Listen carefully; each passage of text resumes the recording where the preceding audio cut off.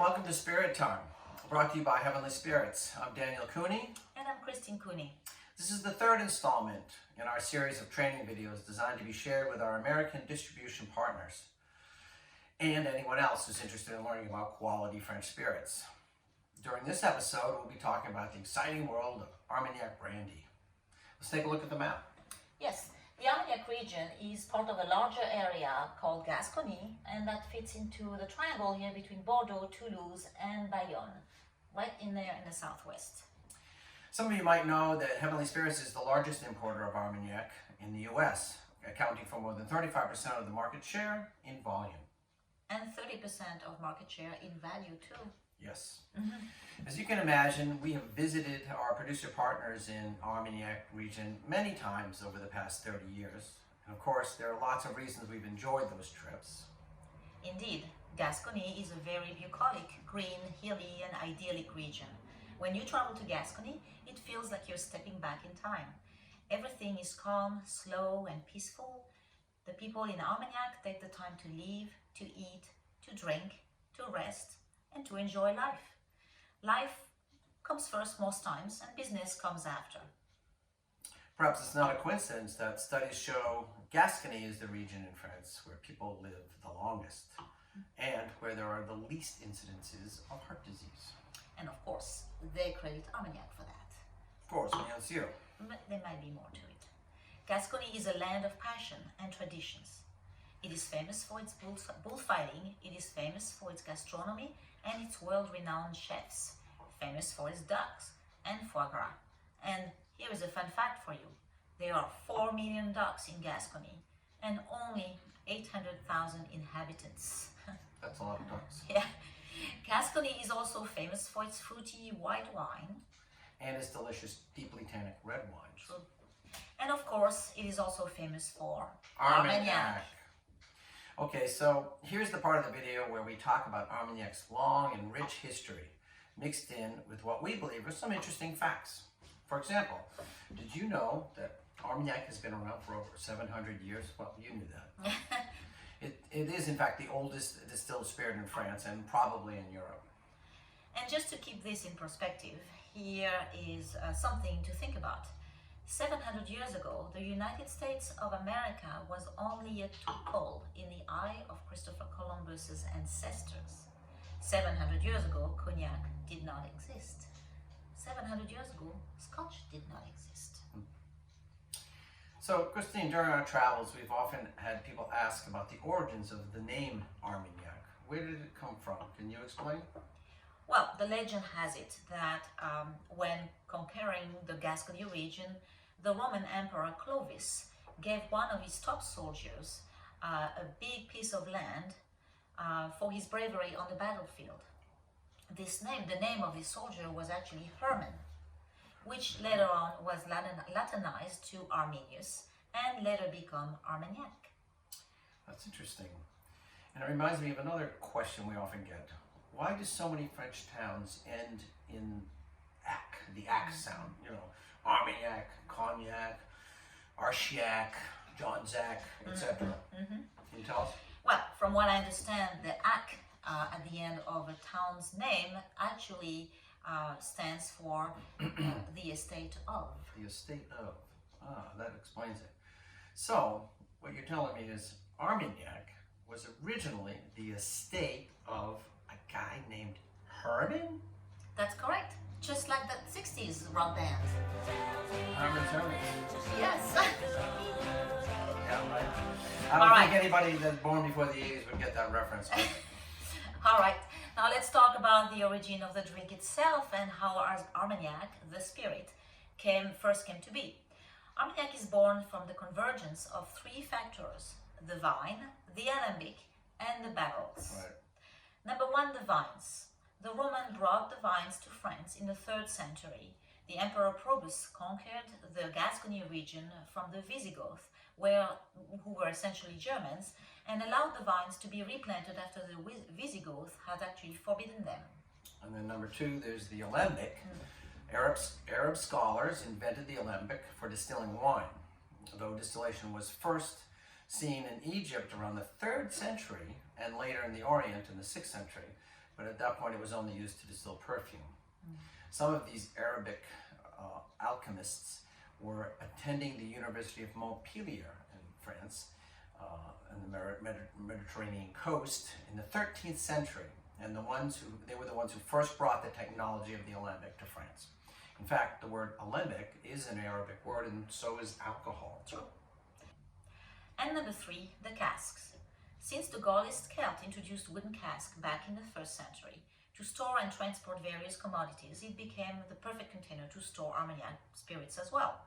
The barrels also turned out to add flavors and color to the eau de vie as it aged in the wood.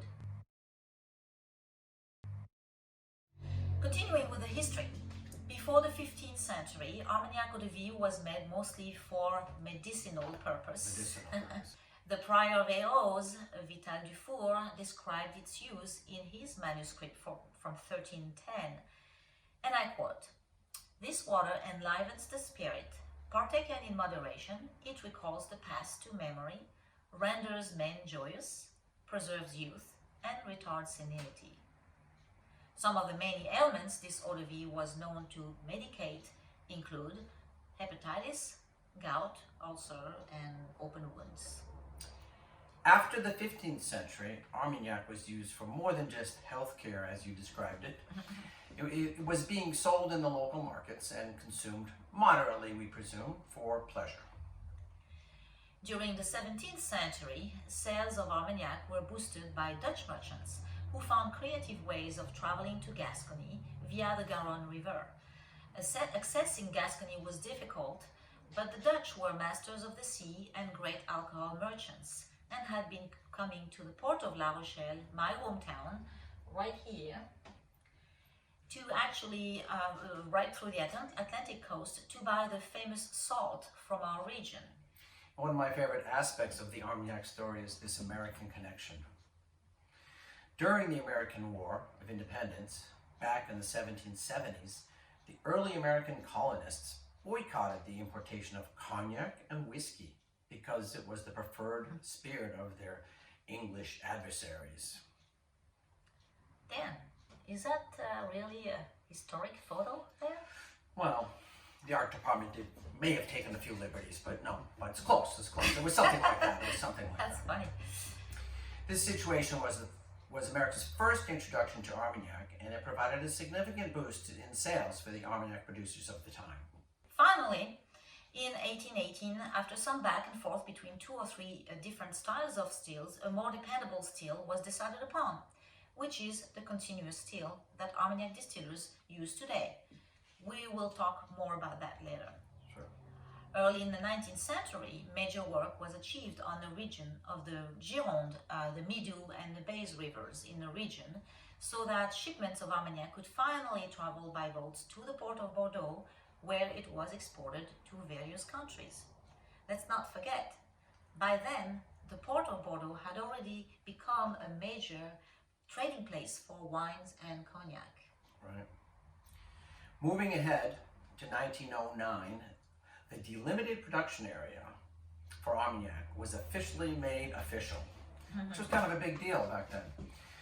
Then, in 1936, Armagnac was granted the coveted appellation d'origine contrôlée, with strict production regulations designed to ensure the spirit's ongoing, consistent integrity. Keep working on that accent. Try it. Today, there are 800 wine growers, 6 cooperatives, and 40 trading houses in the Armagnac appellation.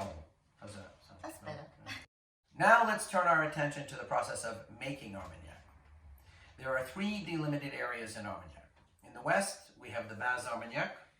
In the center, the Ténérez, and further to the east is the Haute or O Armagnac, because you don't pronounce the H or the T. No. Christine, can you talk more about the terroir? Sure. The terroir is very different from the west to the east, as mostly you know, and like all terroirs, they definitely affect the quality of the wines produced, which in turn affects the Armagnac it will become. At some point, millions of years ago, the western part of the Armagnac region was covered by the ocean. Today, the base Armagnac on the west is made of sand and iron, giving the soil a reddish color, often referred to as the tawny sands. Right. Sandy soils are good as it allows for good drainage, quicker ripening of the grapes, and it produces wines high in acidity, which in the end make more supple spirits. As we move toward the eastern part of the Armagnac, the soils contain more clay. They are harder, the sun takes longer to heat the soil, the grapes mature slower, and the wines are less acidic, which in the end makes spirits that can sometimes be harder and more closed, will require longer aging, but are very full-bodied. Well, there's much more we could talk about terroir, but let's move on to the grape varietals for now. Okay. So, there are 10 grape varietals officially permitted to make Armagnac, but generally only 4 of them get used. The first one is Uni Blanc, more commonly known in Italy as the Trebbiano. It is used in approximately 50% of all Armagnacs because it produces a high yield and provides a good foundation for the spirit. Then we have the Folle Blanche, a historic grape that brings elegant floral notes and finesse. We'll talk about this one later. And then there's Colombard, which accounts for only 2% of the wine used to make Armagnac, but it makes up 40% of the vineyards in Gascony, as it is used mostly for making a delicious dry and fruity white wine. When it's distilled for Armagnac, Colombard brings fruit and light spice. And finally, the Bacco, which provides roundness and aromas of ripe fruit. Can we talk a little bit more about the Bacco for a moment, because it's another important connection to America. True, yes.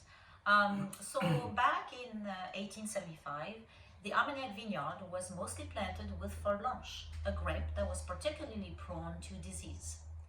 And a little pest by the name of phylloxera destroyed the vineyard entirely, as well as the vineyard in France and Europe. And from what I understand, this little pest originated in California, USA. Sorry about that. Yeah, well, it's not your fault. When the farmers were finally able to replant their vineyards, they did not want to plant the Folle Blanche again, knowing these varietals were susceptible to the pest. But they were aware that the Folle Blanche was also one of the best grapes to make Armagnac. Finally, in the 1900s, after a long search, they discovered a grape varietal was resistant to the bug, allowing them to graft the Folle Blanche onto its roots and the continued threat. The name of the resistant grape varietal was Noah, and it happened to be from the great state of Texas. Ah, USA. Does that make up for the other mistake? No. Oh. This discovery was in fact made by a French high school teacher named Monsieur Bacco. The successful graft was located in row A, plant number 22, hence its original name for the grape, Bacco 22A. And to this day, it is the only vinifera hybrid grape permitted to be grown in all of France. And that's quite an honor. Yep. Now let me explain a little bit about distillation methods in Armagnac. The principle of distillation, first of all, is based on the fact that alcohol boils before water. Therefore, if you boil a wine, the alcohol will boil first, and we're able to trap its vapors. When the vapors cool, they turn back into a spirited liquid, which is the eau de vie that will become Armagnac. There are only about 130 continuous Armagnac still in Gascony, which represent roughly 95% of the Armagnac production. However, since 1972, the region has also been allowed to use the double distillation alembic. There are only a few of them in the Gascony region, and they are used mostly to distill Armagnac destined to be sold young, or sometimes enter the composition of younger blends. So, Dan, would you talk a little bit about wood and aging process? Oh, aging process, huh? Thanks. Yeah, let's go there. In Armagnac, 2 types of oak are generally used for the aging, and this all depends on the producer's preferred house style. First, there is the Limousine oak, which generally gives high levels of vanilla flavors and notes of fruit. That's the Armagnac Delors style, or Marie de Faux, same house. Then there's the local Gascon oak, from the forest of Montzelune, also known as the black oak, which yields lots of tannin, vanilla, spice, and color, more like the style of the Armagnac d'Artigalon or the Armagnac Artez. Actually, the reason why Armagnac producers originally started using a Gascon oak was because they could not afford the Limousin oak. But they ended up liking the results, obviously, and they kept using it. True, It gave that's a true. greater range of tastes and styles. Styles, yeah. Producers have many cellars. Some are humid and low, and some are high and drier. Aging barrels in a dry cellar, higher, will make an Armagnac fruitier, drier, and a little bit more alcoholic. Aging barrels in a humid cellar will make an Armagnac round and more mellow. So each producer finds the balance he desires depending on his house style. He or she. True, he or she. We also want to remind you that once in the bottle, Armagnac stops aging. In fact, this is the case for all spirits, as opposed to wine, which will obviously age well in bottles. For a long time, yes. To a degree. Depends on which wine. Let's mention a few words on the required legal age of Armagnac imposed by the BNIA, the official Armagnac body regulating all things Armagnac. We should first mention and talk about the Blanche Armagnac, which has its own AOC since 2005. It's a delicious, unaged Armagnac that has started to garner a lot of interest, particularly among bartenders and mixologists around the world. Maybe we should do a small video presentation on that, a separate topic a little bit later. What do Yeah, you think? that's a good idea. That's a good idea. Okay. So back to the ages of Armagnac. If you see a label that has a VS, 3 stars, or selection mention, it means it's been aged a year and a half minimum. So it's something you might consider for cocktail. If you see a label that has VSOP mention, it means it's been aged 4 years minimum.